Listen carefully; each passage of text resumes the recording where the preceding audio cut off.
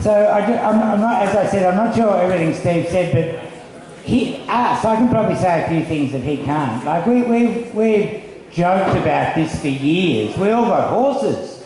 We knew it was going to come, this saliva testing. So I actually think, thanks very much to Steve, and David Shoebridge from the Greens has been very persistent in New South Wales. They're on the back foot at the moment. They've certainly backed off around here, and the onus is on them now to appeal. Did you talk about your court case? Yeah, to appeal that. And then there's a new news came out this week, I sent you, where the Freedom of Information, the police have admitted right from the beginning that the Dragar test has been very faulty. So they've got no evidence to back it up. The catch is that third test in the lab, they don't even tell you what level it's at. It's just the presence. So maybe it could be hemp seed. I know people, no kidding, the first test was amphetamine positive for them, because occasionally they do use that. They never smoke cannabis, but they handle cannabis. When it went to the lab, they got charged with cannabis. The methamphetamine had gone. So they're just handling cannabis. So it's interesting. It might be very, very sensitive. You know, we've all got bloody cannabis in us. It's a drama. Thanks very much. Now Andrew Kavasilas is going to talk to us. Are you here, Andrew? Good on you. So Andrew's long-time mate, been here in the last 20 years, and he's a hemp farmer. He's also run an experimental cannabis cafe. 15 years ahead of our time here in Nimbin, we did this experiment of very openly supplying cannabis over the counter, and, you know, it got so popular that, you know, the dealers disappeared off the street a lot. I reckon the police left us alone. But then someone wrote a letter in the newspaper, and then the churches, ironically, wrote to the local member of parliament who had to write to the policeman, and they raided them all. But we're way ahead of our time in Nimbin, you've got to remember that. Andrew's also secretary of the Hemp Party, worked hard to keep it happening and registered, and now he has a big dilemma. What are we doing? Because the Greens and the Libs are about to sort of cut the rug from under us. Cheers. Anyway, thanks heaps, Andrew. The third Greek of the day. These Greeks, they're old school, I tell you. Thanks, Michael. Well, thanks everyone for coming. It's pretty reassuring when so many new people are coming, and just to hear about medical cannabis, because obviously, you know, word of mouth, people are talking about it more. Definitely, you know, you've got state premiers talking about you know, introducing medical cannabis regimes, and even the federal government talking about it now. I suppose in my work, I've tried to work. I suppose I've been a lobbyist for medical cannabis, for the Hemp Party, for the Hemp Embassy, on behalf of industrial hemp, medical uses of hemp, and for even social use. So, having had, you know, probably full time at it for about nearly 20 years now, and watching the evolution of it, and how the public again have taken up, it's been just taken up very positively. I suppose this talk is more. It's not a completely negative talk, because there are ways forward we can go with this. I suppose what I'd like to lift the lid on is the kind of words that the politicians are using at the moment. And I know a lot of people are making lots of contacts with their local members and listening to what, you know, the health ministers around the country are saying, and premiers. For us, at a political level, and even as a lobbyist level, they're lying to you. They're lying. I don't know if many people here can remember Bob Carr back in 2002, the New South Wales Premier, who was a strong advocate of medical cannabis and wanted it to happen, and we spent millions of dollars on an expert working party. We had inquiries, and it was determined that they really couldn't do it. There was international roadblocks. In my line of work, I've read right back to where the law started and where it's at, and what the analogy that I can draw, straight from the UN drug charters, the use of medical cannabis is considered the same as the use of opiates for medical purposes. In fact, there's a bunch of rules for how a country can allow opiates to be grown in its country, and there's also brief mention of medical cannabis used for scientific and medical research, and it refers you back to the rules on opium for a country to be able to do that. And when you read through, the analogy is sort of starts there. So if you wanted to grow poppies for medical purposes, and poppies and opiates that are derived from them are very valuable for medicine. I mean, you couldn't be a doctor without being able to prescribe pain relief. So the situation in the world now is you've got two foreign companies that are growing over half the world's opium in Australia. Well, no Australian company is really involved in this. The Australian economy only does a bit good because the farmers get paid and there's some processing done here. So cannabis is the same. And I suppose what is very, very important with cannabis and medical cannabis, official medical cannabis use, when we're talking in the political sense with politicians and the health department talking about it, there's no government in the world that has willingly introduced a meaningful medical cannabis regime. What we're seeing in the US, in the States, they were citizens-initiated referendums. All those state governments, going back to California, to Colorado more recently, all those state governments ran no campaigns. Canada was the same. They don't want the medical cannabis regime that's there. There was a series of court cases that ended up with the High Court finding in favour of medical cannabis, and the High Court ordered the government to introduce a medical cannabis regime. And what's telling about all that is there is no medical clinical trials coming out of the US. There is no clinical trials coming out of Canada. There is no, the medical profession haven't embraced medical cannabis use. No one can really go to anywhere in the US or Canada to go to a doctor, tell him your symptoms, get a prescription and go and get the prescription filled. It's very tricky for doctors over there. Their insurers are quite worried. The medical profession don't magically know about dosing and regimes and what to use it for, and or they are required to because there's no registered products anywhere. So in that context, we'll bring it back to cannabis now. There's probably 3 or 4 companies that own all the opium for lawful medical purposes in the world. There seems to be just one, a company called Monsanto, that owns medical cannabis. They grow every other year in the University of Mississippi, and they distribute cannabis under the UN guidelines because they're the only recognised lawful source of cannabis. And I will talk about GW's pharmaceuticals and what's happening in Israel and put that in context for you. Cannabis is grown at the University of Mississippi, and it's distributed through a US government agency called NIDA, the National Institute of Drug Abuse. And so when countries and research bodies want to do any medical cannabis research, they have to apply to this company. This agency, NIDA, has been quoted many times about their thoughts on medical cannabis, and they've said over many times that something like they only fund and supply research that looks for the negative consequences of cannabis use, not for its medical beneficial purposes. And this is a fact, that's where we are in the world. And so that's why it is very, very hard for companies to get access to a lawful source of cannabis. I might just, as a tail end to what Steve was talking about earlier on the saliva testing, in about 2005 or 6, when Australia's the only country using the saliva test, and in order to bring them in, they had to do some kind of research.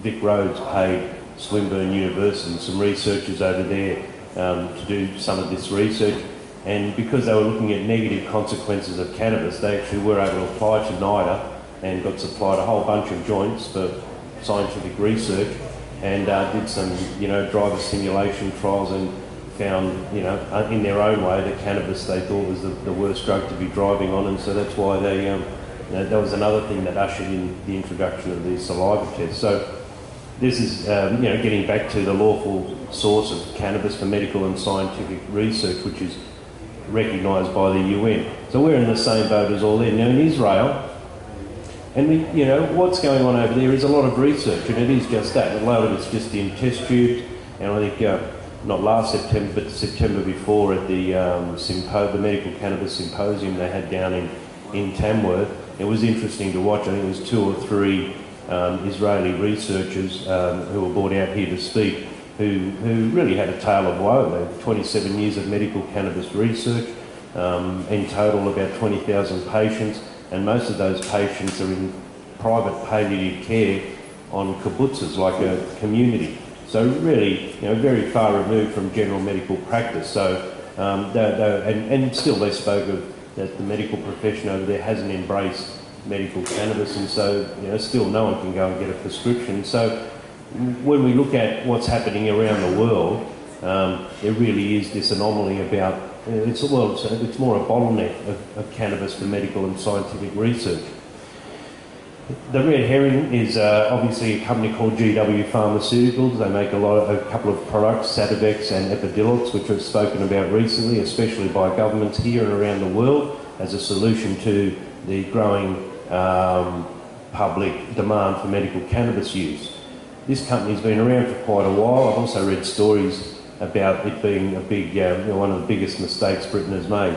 We watched the formation of that company by Dr. Geoffrey Guy. Somehow he got an okay from the British government that would allow him to grow cannabis to develop products. They overlooked the sentence in the UN drug laws about it's got to be from a lawful source, and the British government gave GWs seeds that they'd taken off people and confiscated, and also gave them permission to go to the Netherlands, go to these seed companies, buy some seed and come back. From there they developed several varieties. They're down to about 5 varieties now, which they have bred, and they've got consistent cannabinoid variations which they can then blend and produce a consistent product like Sativex and like the more new product Epidiolex.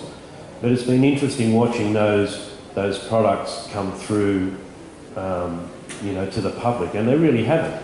There really is a big bottleneck around it, and it was interesting watching and listening to our Health Minister Susan Ley talking about the changes to the Narcotics Act that they're about to introduce, saying that we're going to be the world leaders, we've finally got the missing link, we're getting a company that's going to do some trialling here, and we're going to allow licensing for growing, which would lead you to believe that, well, if this company's from England, geez, England must be doing really well, medical cannabis must be up and running, and it's not. It's absolutely not. And so this is, and this red herring about GWs has been identified in numerous Australian parliamentary inquiries, and it's important for people, not just when a government in the ACT or Victoria or New South Wales says we're going to have a medical cannabis inquiry and all of that, it's important for people to then go back and read the final reports, and even the regulator bill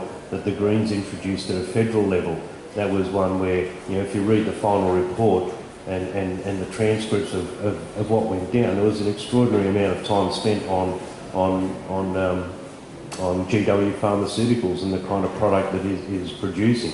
But at the end in the final reports though, it basically identifies that it's too hard to use, it's too expensive, it hasn't been proven for any particular reason, or chemo or side effects of chemo. It really only has been approved for the use of spasticity relating to MS. Some people have got it in, and there has been very small clinical trials going on even here in Australia. But these are so minute, and so the product itself is not suited to dealing with harsh chronic pain that's untreatable by opiates. It's not that kind of a product. So when they do, when governments and researchers who are on our side, when they finally do get through to the government and they do allow some kind of research, it's something that's not suited.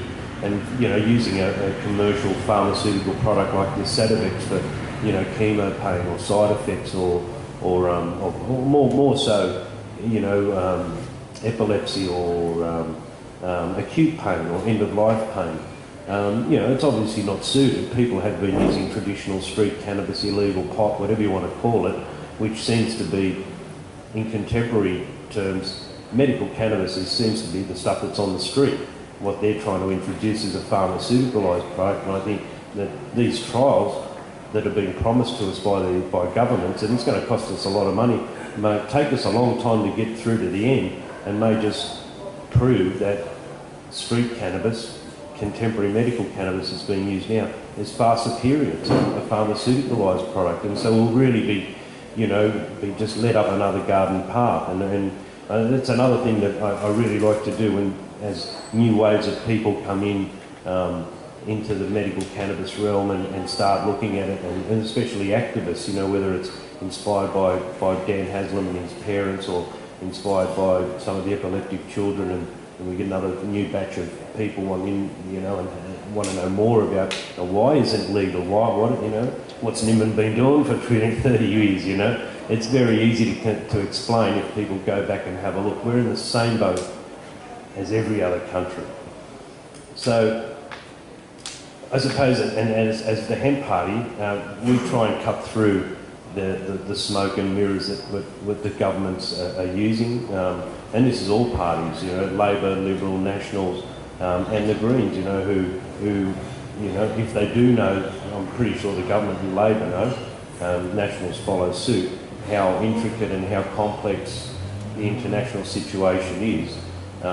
It's all tied into the pharmaceutical industry, and I think that, you know, wherever they can make a statement that's appeasing media attention to something that's being portrayed in a positive way, the governments are going to do and say whatever they can to make you believe that they're actually doing something, but in actual fact they haven't addressed the real problems. They're not letting the public know about, you know, the depth of the problem and what can be looked at. Hemp Party's been calling for a federal inquiry into the international roadblocks on this, and really, you know, trying to nail it down so we can identify avenues and ways in which we can go forward. I mean, that's really the only way.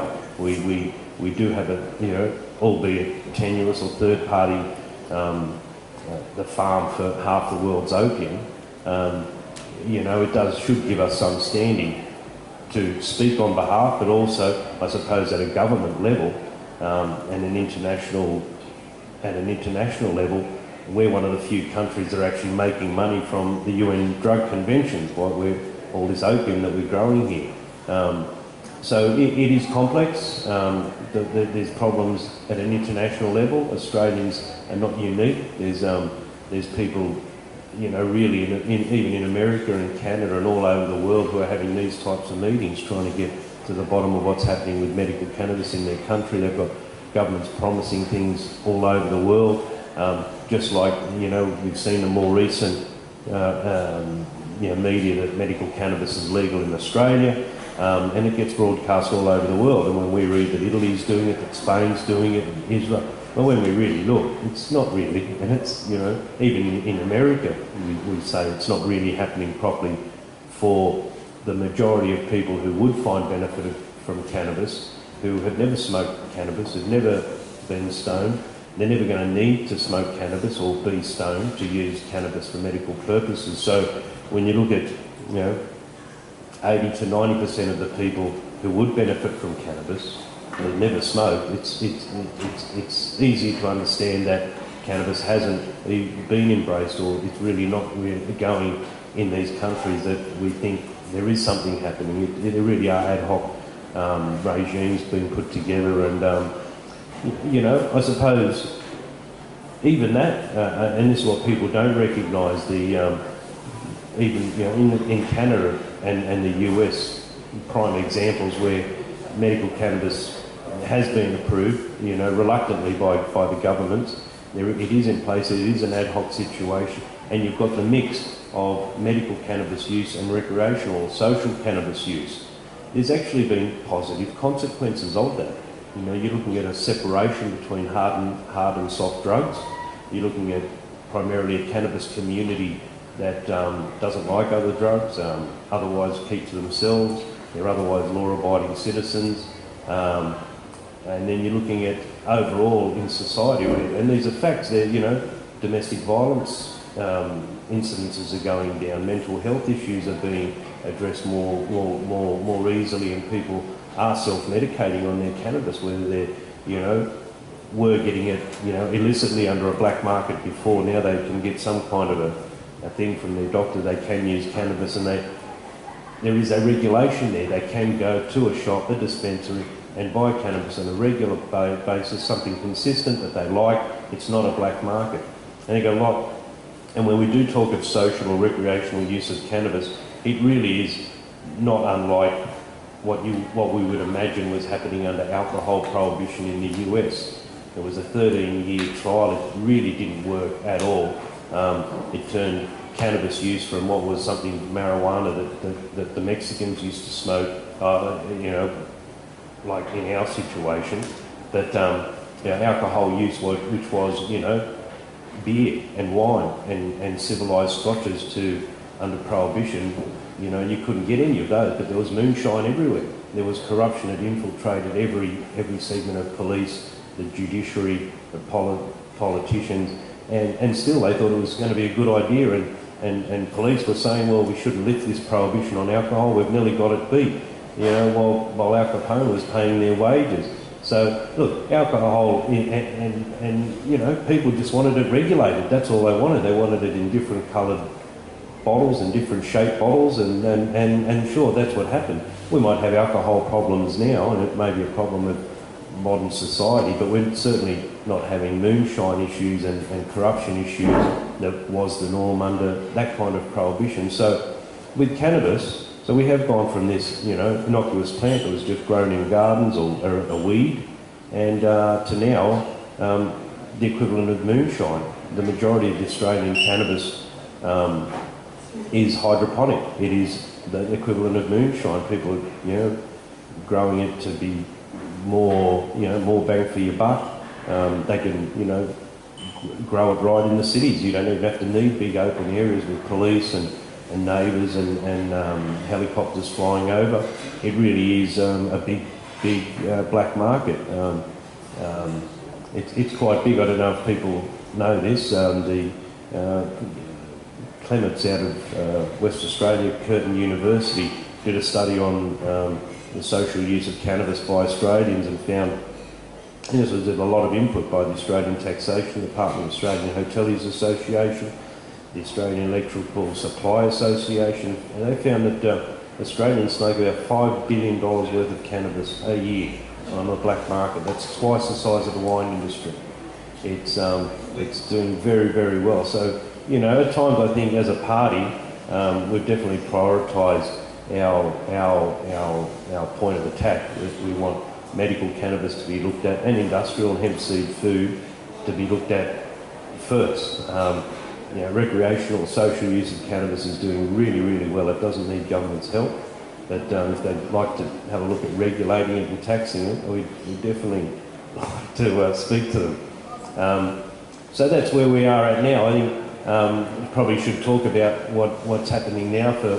Last week I was down in Sydney. I met one of the Sydney University doctors and who started trials with Sativex, and certainly, you know, what I can say is those researchers from the Lambert Foundation and even from the Sydney Uni, they're trying their hardest. They went into this believing the government as well, that they were, you know, now they had a $34 million donation, private donation. They wouldn't need government assistance. They had their own money and they'd be able to, you know, really work independently, but that hasn't proved to be the case. They really want to, and I can say honestly, they are striving, looking at every little loophole all over the world to try and get a supply of cannabis for them to do some genuine, meaningful medical cannabis research.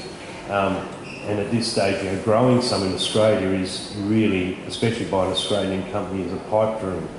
So they're trying to do whatever they can to move these things forward, and hopefully one or two of them might be here at Mardi Gras to speak about the trials that they've commenced. There is some more crossover here we talked about one of the trials that they've just started. They're giving a Sativex product to patients who are undergoing chemotherapy as something to address the side effects.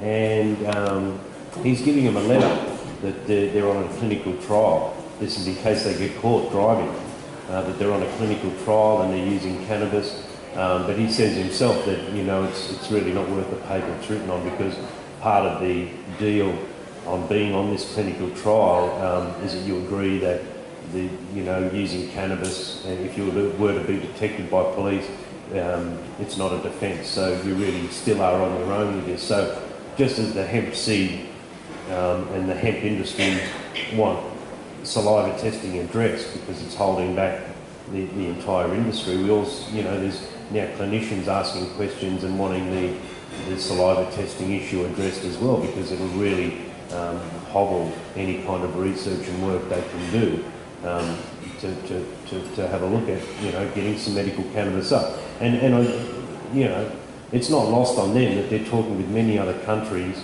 about doing, who are, in infant stages and trying, and doing some, trials that, the whole issue of saliva testing is just so ridiculous for them to even explain to other countries that, who have, even in the US and Canada, where medical cannabis is up and going, you'd think that, governments who aren't approving would jump at the chance of using saliva tests to at least keep a lid on things, but they aren't, because the products really are unreliable. They don't detect impairment. There's just something very fishy going on. I suppose the last thing I want to leave people on is try and pass on some scepticism about the stories you might read in the paper and what politicians are saying and the promises that they're making. And it's really hardcore. You're going to see politicians holding sick people's hands, and if you really read what they're saying, they're lying to those people. They've been doing it for a long time. I've seen Bob Carr do it. He said it was the government's duty to get medical cannabis up and going, and done visits to oncology departments in health, in hospitals, and made these promises that they knew they couldn't keep, and we're seeing it over again now. But what to take away is, read with scepticism about what they're saying. Tell you what I'm missing out, a whole talk about really being sceptical about the claims made about the benefits of cannabis for medical purposes, especially on the web. They really just go too far. They're really, when doctors and the AMA get up and say there's not enough clinical trials to determine if this is good or not, that's true. That is absolutely true. A lot of the trials that people do quote from are really just test tube stuff. And when you're talking about cancer, bleach will kill cancer in a test tube. Turmeric will kill cancer, will kill it. And there's a lot of things, but whether that translates into the body and certainly going from injecting, purified cannabinoids into cancer cells is certainly a lot different from orally taking large doses to try and, cure a malignant lung tumour. Far, far different. And so, in terms of cannabis's therapeutic benefits, I think it's going to be, if all goes well, I think it'll be one of the most important, certainly in the top 10 drugs used in medicine, as it was before 1930. And I think that we just have to bear that in mind. So be sceptical of what you're reading about its benefits, be sceptical about what governments are doing, and don't be scared to speak to your local member. Don't be scared to pass on the information. Really, we really have to pass, keep the pressure on all political parties, and especially send the word through to your local member. And if you do kind of start reading these stories that they're talking about and start, go back through Google and read what the same politician or their party was saying, last year, the year before, 5 years ago, 10 years ago. And if you're seeing a pattern there of these same words but nothing happening, point that out to them. And that's how we're going to really get to this. There are international roadblocks. We can do it. The researchers are doing the same now. I mean, they're in all reality, they are newbies to this, and they don't mind saying that because they've never done medical cannabis research before. there really isn't much on it. Like I was saying, for the last 70 years there's been one lawful source of medical cannabis that has only been funding and supplying researchers who are looking at negative consequences. So the propaganda, was built on very good foundations, and they've always had it. If you can try and make the analogy between opium and cannabis, that they are the same. Coca, by the way, was the same. Coca was something that was grown all up and through the South America. It was an important part of their customs and culture, and they can still use it culturally. People still chew coca. But when the pharmaceutical companies jumped on and developed that 1935 or 33 UN Drug Convention, the first one, they really took opium, coca and hashish off the world and gave it to a handful of companies. It's interesting, I have read right back to the original document, and in relation to coca, I think it was 2 companies got the medical use of coca, 400, nowadays there's about 400 licensed coca farmers in Colombia only. No other South American country is really allowed to grow it.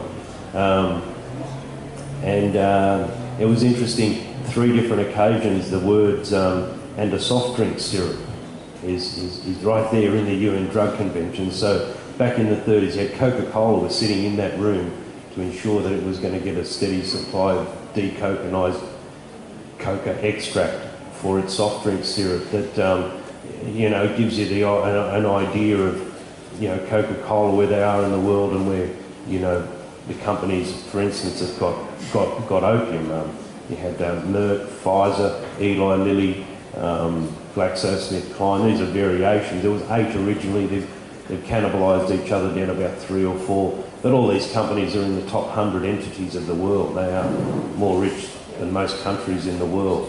So, they have a fair bit of control. They have a tap, basically a free tap into every government's GDP through governments having to stipulate up front what percentage of GDP will be spent on health. And that's made up of not only hospital and doctors and trainings and nurses and universities, it also is directly linked to PBS. The Pharmaceutical Benefit Scheme is a way that governments give directly to the companies vast amounts of money to make these relatively cheap products that they're allowed to monopolise, drugs and so forth for medical purposes, that they charge our governments extraordinary amounts of money for, and the PBS is that direct link of money from every country's economy straight to a handful of really big companies, so that they'll charge us less for them. So when governments are talking about another $1 billion for a particular product to be subsidised under PBS, that's another $1 billion going straight to a company, and they want us to be really thankful for. And these, the other part of it is you've got, international patents. This is all part of that international obstacles. If a drug is going to cost $16,000 or $20,000 a year for a particular patient, we've got a few thousand patients, surely we should be able to develop that product here or something similar. But you can't do that. There's patent laws. There's laws that last for so many years. There's grandfather. You're not allowed to do it. And we're in the same situation now with cannabis, and even that product from GW Pharmaceuticals. One of the criticisms of it is that it's so expensive. You're looking at a 5.5 ml bottle, a spray bottle, costing about $220. That's for 1 week's supply. I mean, this stuff, it's worth 20 cents. That's what it's really worth, and probably even cheaper. We talk about gram price for cannabis. Most people, around here, cannabis is about $10 a gram in the cities. People are paying, $20 odd a gram. $1 a gram for cannabis, that's $1 million a tonne. That's the most expensive commodity you could ever get. So there's all these issues and all these interesting facts sometimes too about cannabis and why isn't it allowed in the world, and why governments like now, what we're doing, state governments, federal government, are going to spend a lot of money to slow this down. And it might not be their own fault, but you know, all this slowing down is to appease the population or to try and that's shielding us from the real truth that, you know, they can't do it. No country can do it. You know, if we are, you know, it's going to be very slow. And even when we look at, you know, the introduction of you know, when our government is doing some work, trials with GW Pharmaceuticals, in actual fact, they're bending the rules, you know. They're letting this company in. There was another one mentioned more recently, Tilray, a very, very new Canadian company. I mean, the regulations and laws around Canadian companies like Tilray, they're what's known as an LP, a licensed producer. They're only very new laws. They're less than 2 years old. But, you know, Sydney Uni is talking about doing a trial with a product that they intend to develop, and that they'll do more trials with products as they develop them. And the reason why we're going with GW Pharmaceuticals and Tilray is because time's too short, and no Australian company will have time to develop a product in the meantime. But, you know, I still look at it, it's not even a race to the finish. We haven't got to the starting block on medical cannabis and real medical cannabis science and research. You know, while governments try and trick you that they're folding us into, you know, clinical trials overseas, it really is just part of a ploy that's slowing it down, not just here, all over the world. And but we've got to keep fighting. That's what the Hemp Party does. And but I hope I've just made you a bit more aware to cut through some of the you know, the words that have been spoken. Yeah. And yeah, any questions, glad to try and answer. Please come to the microphone.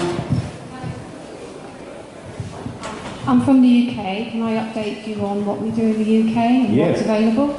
I can buy CBD oil with 0.3% THC from Amazon.co.uk, certified for... Amazon? Yes. Are they a pharmaceutical company? No. Amazon. Is that product legal? Yes.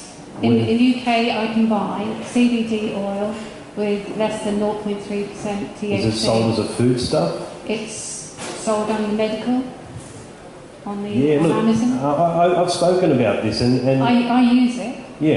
And I know people who use it for epilepsy, and it stops their epileptic fits. Yeah, look, there's a lot of products getting around, and look, with the CBD oil, and you know, some I of the just want stuff. to raise your awareness that in the UK, and my niece is applying for a hemp. Industrial hemp. Are you going to your doctor and getting a prescription No. for your doctor doesn't want anything to do with No, it? the doctor doesn't want to know Yeah, anything. so that's not the kind of medical cannabis I'm talking about He there. says he's not allowed to talk about it. Yeah, that's right. So yeah, it really is it's not happening over there. It's you know, I mean, they're presenting us with GW Pharmaceuticals as though it's the missing link. Has GW Pharmaceuticals helped much in terms of broader medical cannabis access for patients? We are no longer prosecuted if we're found growing through plants, because the situation over there is the police are not interested anymore. Yeah. When we're talking about medical cannabis, and especially if I'm talking as a lobbyist, talking to governments, and you know, in reply to what governments are saying here in Australia, you know, we can really only talk about the full medical application and its acceptance into the medical profession. So the product you're advising me of is something you're just buying over the web that you probably couldn't tell me if there has been clinical trials done on that product. No, it comes from Amsterdam. Yeah, it's in Holland, sure. And it's certified product. Yeah. I've been over there. I've done trips. But it's not something that your doctor can prescribe. And My doctor won't prescribe it. I suppose that's what I'm talking about. Look, I can go on the web and get a bunch of stuff. I just wondered if you could do that here in Australia. I think you could buy CBD on the web. Yeah, sure. There's companies that are portraying that, you know, they're from Northern Europe and they're producing, you know, medical grade high CBD oil from up there, and they're exporting it all over the world. I'm very sceptical of that. I'm a hemp grower, and I know that they can't. The season isn't long enough up there for hemp growing. They have their seed produced down in France. The seed is taken to Northern Europe. They grow they have a shorter growing season, and their hemp is really cut early for fibre. They don't get to full maturity. What we do know is that there's a lot of companies in the US and right through Europe who are buying big bales, open bales of Chinese whole hemp plants, taking them back to their countries, having them delivered as hemp, and doing big chemical extractions and removing cannabinoids as well as residual pesticides and herbicides, and delivering it to people as a medicine, skirting around laws, calling it a foodstuff. That's happening all over. There's I direct people to sites like the CBD project where they uncovered a lot of that. There's DEA reports more recently where they've had to re-clarify what hemp oil is, what CBD oil is, what hemp seed oil is, because there's too many tricky words being used that aren't very specific. If you've got a high cannabinoid product for medical purposes, you put that on there. You don't call it a hemp oil or use confusing words. This confusion is it's hard for it's hard to be addressed. I was talking to Carl from Canada more just today, and where that problem has come up. But yeah, on the web, it's very, very hard to know whether a product is really registered, what claims are being made about it, whether there has been clinical trial. But I think the big test is if you can't go to your doctor and get a prescription for it, well then it's not, the kind of push we're talking about with government. That's what we're asking for, and that's what I talk about. The big amount of people, the most people who would benefit from cannabis are those who just really want to go to a doctor and get a prescription and have their ailment dealt with. Yeah. Hey. So, speaking as someone who'd like to be able to go to a doctor and get a prescription, but you probably don't know, as a gay man, born in '59, a little preamble, I wasn't legal in this country until 1988, certainly not in New South Wales, and it wasn't legal for me to do anything until '94 with the person I love. Cut a long story short, we're about to have a $160 million plebiscite to see whether I'm allowed to marry the person that I love now in 2016. Supposedly we have all the other rights, although my boyfriend won't hold my hand or kiss me in public, still. And that's no comment on him, that's a comment on the fear that every gay person in this community feels, and I'm not hijacking, I've got a point, feels what it is to be gay in this community. That's how I think a lot of smokers feel as well. So my point is, one, don't give up. It was 30 years before I was allowed to actually occupy a bed with another man, and as a person who's been HIV positive since 1979, from blood taken then and tested in 1984, and on the antivirals for 20 years, which work, but the early ones did pretty despicable things to your body. Don't give up. Don't stop the fight. But two, can we hijack this plebiscite that we're about to spend a lot of money on and put in a second question about medical cannabis or about legalising cannabis, such as I've seen in Washington State, Oregon, Colorado, as you know.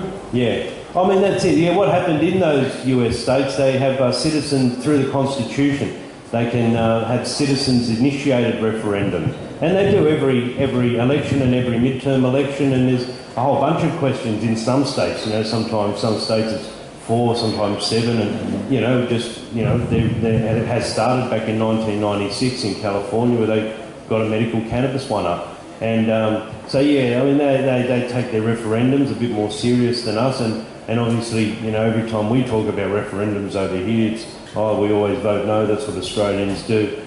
Look, the plebiscite on marriage equality, I just think they're tricking you guys. They're not going to have that. They're just going to string it along, Yeah. And so it's the same with cannabis. And for the majority of people in Australia who do use cannabis, I don't often make the analogy with gay rights, but I do sometimes. And it's just the same. Before 78, before 88, when it was illegal to be gay, if there was no gay people, we thought. If the media wanted to see, gay people, they'd go to Oxford Street. They could be anywhere in the world or Australia, but you had to go to Oxford Street. It's the same here in Nimbin. When there's 1 million, 2 million pot smokers in Australia, but when the media want to do a portray pot smokers, they come here to Nimbin. We oblige, but it's just that. So that, geez, after '88, when they changed the laws, seems there was gays everywhere. From one minute you had cops bashing gays, the next minute it turns out, geez, they were with their partner the night before.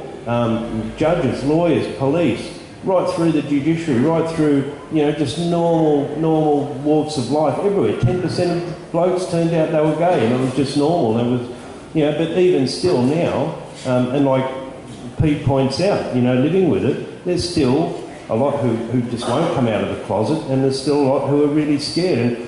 And I see I've been disheartened, and I more recently last Friday I was down in Victoria and watched it. So we can go to the city, Nimbin, in the same context as what Oxford Street would have been back then. Nimbin, cannabis law reform, we want to take it to the city and invite people to come out, all you millions of pot smokers. We go to Parliament House, we're well received by the politicians, but the people are too scared to come out. It's really hard for them. They don't want to be identified, they could lose their job if workmates find out, someone don't want friends and family to know. And I'm sure it would have been the same for a lot of gay people back then, and still now to this day. I was down in Melbourne last week where a woman in her 70s, Heather Gladman, had begun a hunger strike. She'd been growing medical cannabis. She's an ex-nurse, had kept patients and obviously knew people who could do better by cannabis, and she'd been doing that for quite a while. She got caught. She went on a hunger strike. After a week at home, she moved the Sunday prior to Treasury Gardens outside the Victorian Parliament.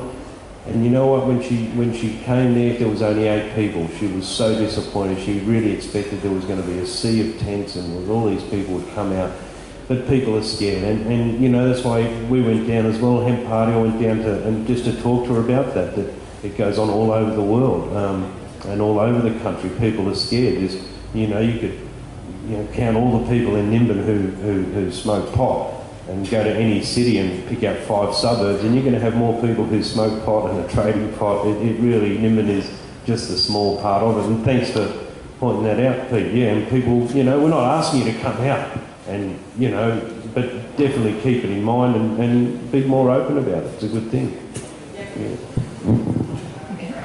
Hi, I just wondered if you're aware of the special access scheme that they've got now in Queensland, where you can actually, I've been trying to get this for Jason, you can go to your doctor, get a script from the doctor, the script goes down to the TGA for approval, then you have to actually source it yourself from overseas, and then the chemist is the one who imports it.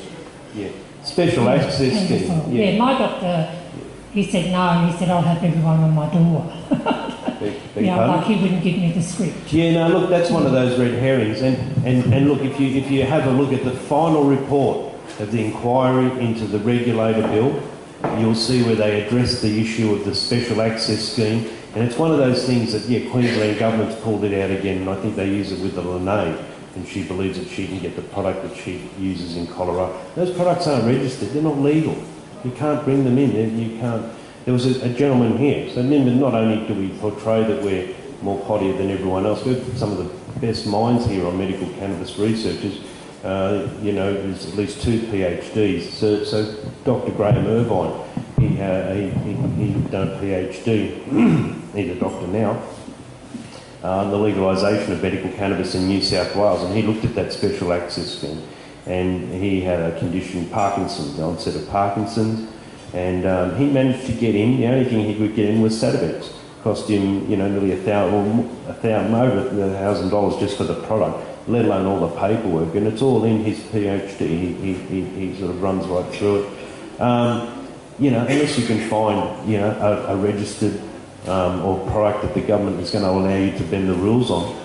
Back at the end of it, so when New South Wales talked to Bob Carr when he was promoting medical cannabis, So they let that collect dust, and then people forgot, and then we ended up with a health minister called Reva Ma, who, again, we pushed it a bit through government. We lobbied hard, and we got them to raise it again, and she said, well, we are going to start a trial. We're going to make it easier for people to import Sativex, but that never happened at all. It didn't make it easier. Doctors wouldn't do it, and I probably should. I've got a couple of empty bottles of it. Yeah, and it really is just a tincture.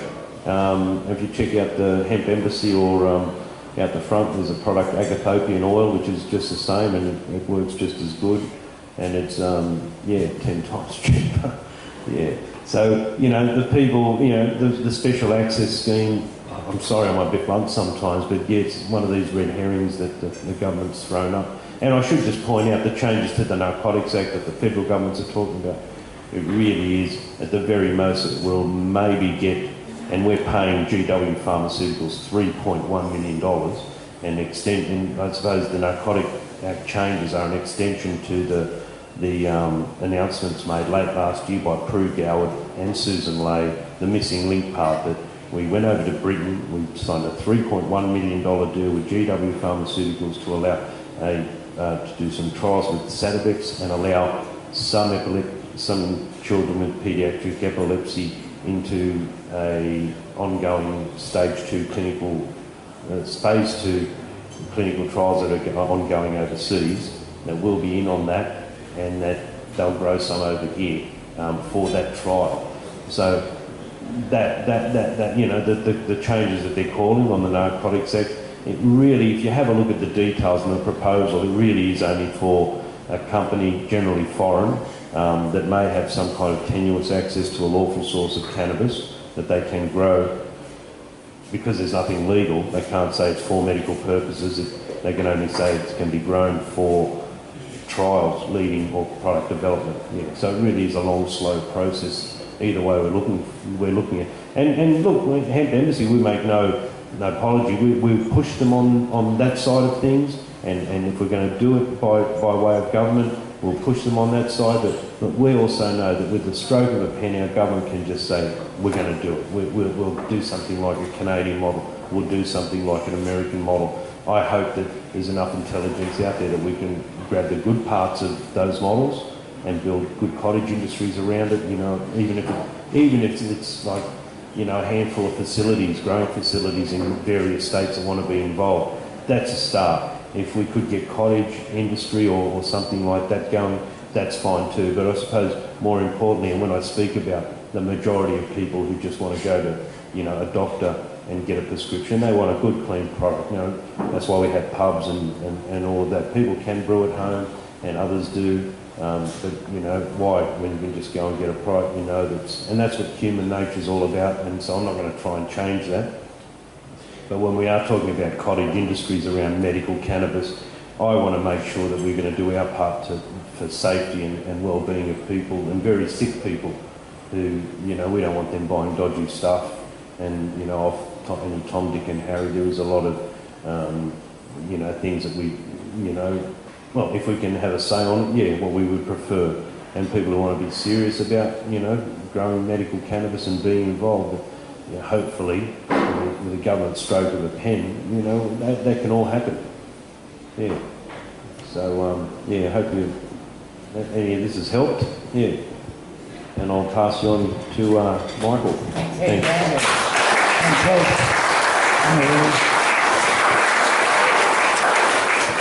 Good on you. Andrew, quite a lot of us here, full on, takes over your life, this cause, and it kind of crept up on me. Anyway, my kids have left home and I've got no excuses, so it totally takes over your life. Anyway.